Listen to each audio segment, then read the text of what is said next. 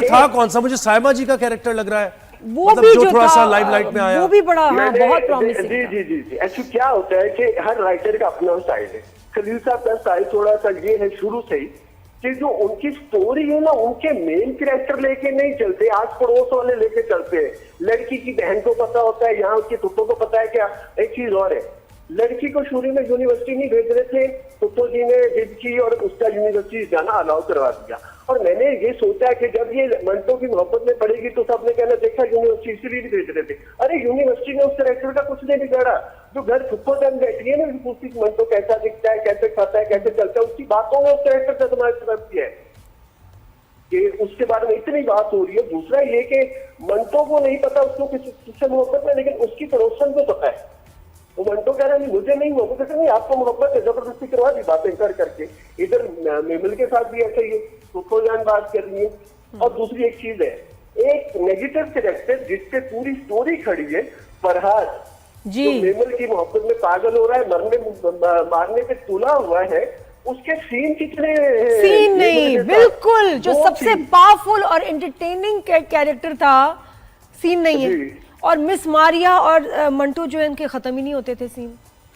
और एक चीज और है, डायलॉग देखिए, डायलॉग खलील साहब से बहुत अच्छा कोई यहाँ पे लिखने वाला कोई नहीं है, मुझे उसको स्टैम्प करने की जरूरत नहीं, पूरी दुनिया जानती बहुत अच्छा पिक्चर लिखते हैं। लेकिन डायलॉग लिखने के चक्कर में आप बहुत सारी ऐसी चीजें लिख जाते हैं, जैसे एक जगह था कि मैं उसको हाथ लगा के जिंदा कर रही हूँ। जिंदा कौन करता है? ये तो अल्लाह का काम है ना, जिंदा कर रही हूँ, इसका मतलब क्या है?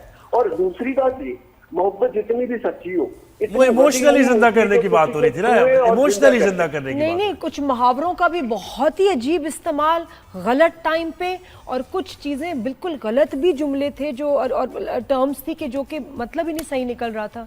लेकिन आपको लगता है कि पूरा थ्रू आउट फिलॉसफी चलना किसी ड्रामे में आज के टाइम एंड एज में, लेकिन शायर को जरा देते हैं ना, शायर को जरा मार्जिन देते हैं ना, ये शायर भी है खलील। देखो एक दो जुमले फिलॉसफी समझ आई सिचुएशन, लेकिन यहाँ शुरू से आखिर तक फिलॉसफी चल रही है। ये क्या आजकल के जमाने में समझ आते हैं ये चीज?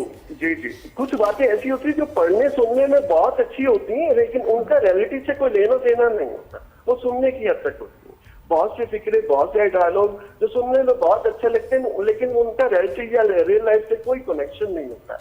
इसी तरह से एक चीज और है, इसमें जो डॉन है वो डॉन नजर नहीं है, वो बाप ही। आप उनसे भी किसी भी प्रोजेक्ट से जुड़े किसी डायरेक्टर राइटर से बात करेंगे तो आपको जस्टिफिकेशन ये देगा कि लड़की का बाप डॉन है, लेकिन हमने वो एंगल डिस्कस नहीं किया। हमने क्या किया, हम एज ए बाप, एज ए फादर ही वो ज्यादा उसको यूज किया है। अदरवाइज दोनों तरफ ही डॉन है, तो डॉन वाली कोई चीज, कोई सीन देखा हमने? कोई ऐसा सीन नहीं जिसमें लगे कि ये डॉन है। उसको तो कोई भी सुना के चला जाता का किरदार भी बड़ा हमने कोई स्ट्रांग नहीं देखा। अक्सर होता है ऐसे ड्रामास में जो मीडिएट कराते हैं दो फैमिलीज के अंदर, वो भी जरा स्ट्रांग। कुछ चीजें देखिए होता है क्या है, इसमें एक्टर तो सब बहुत अच्छे हैं, एक्टिंग भी बहुत अच्छी की, डायरेक्शन कमाल की थी, प्रोडक्शन डिजाइन ओके था, सारा कुछ। ये खलील साहब के बेटे ने एक कैरेक्टर प्ले किया और नो डाउट वो चाइल्ड स्टार है, तो वो बहुत अच्छा एक्टर है, उसने बहुत अच्छी एक्टिंग की है। लेकिन बात क्या है, अगर मंगेतर कैरेक्टर, मेमल का जो मंगेतर है, मेल कैरेक्टर जो खलील साहब के बेटे ने किया, उन्होंने बहुत अच्छा किया, लेकिन अगर वो ना कर रहे होते, इसमें कोई और कास्ट होता, तो जो गोली उसके बाप को लगी ना, उसके बाप को नहीं लगनी थी, वो उसी को लगनी थी, वो कैरेक्टर खत्म हो जाना था। असूलन आप सही कि अली बहुत सही बात की आपने जी, उसका खत्म होना बनता था जी। और एक चीज मुझे और याद आ गई इस प्रोजेक्ट को लेके, वो ये होता है कि बिना गैरत की मोहब्बत ना कोई, वो कुछ भी हो सकती है, मोहब्बत नहीं होती।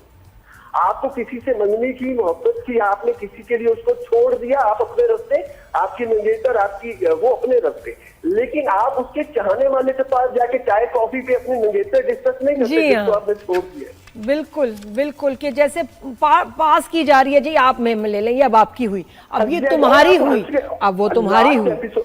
जी, लास्ट एपिसोड की बात कर लें, मतलब जो उनका एक्स मंगेतर है और मंटो साहब इकट्ठे एंटर हुए शादी हॉल में, और वो हंस के कह रहे हैं कि पुरानी महबूबा को 21 तोपों की सलामी देने आ रहे, मतलब तंज कर रहे हो आप अपनी एक्स मंगेतर पे, हंसते हुए कह रहे हो आप ये कि ये तो गली मोहल्ले के लड़के करते हैं, अपने महबूबा हो तो ऐसे डिस्कस करते हैं गली चौराहों में बैठ के, ऐसे नहीं करते। एक चीज और है, पूरे ड्रामे, अच्छा राइटर साहब का थोड़ा सा खलील साहब मेरे उस्तादों में से है लेकिन क्या है कि उनका स्टाइल ये है कि जो वो बोलते हैं ना वो करते नहीं है।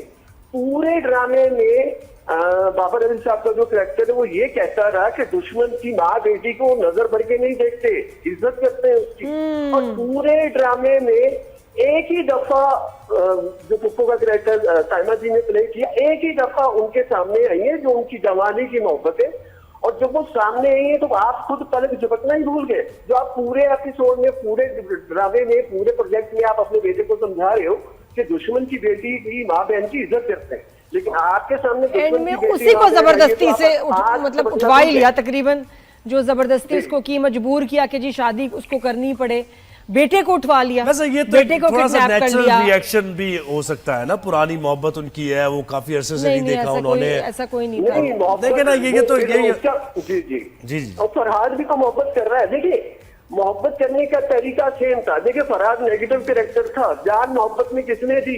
फरहाद ने। मंटो साहब तो हाथ बांध के खड़े लास्ट एपिसोड में, उनको तो फ्री में प्लेट में रख के दे दी गई उनकी मोहब्बत। अच्छा उन्होंने चले क्या जी, किया? हम जो इसका इससे सबसे अजीब कैरेक्टर था वो थी मिस मारिया और मिस्टर मंटो और उनके 12 करोड़ सीन्स।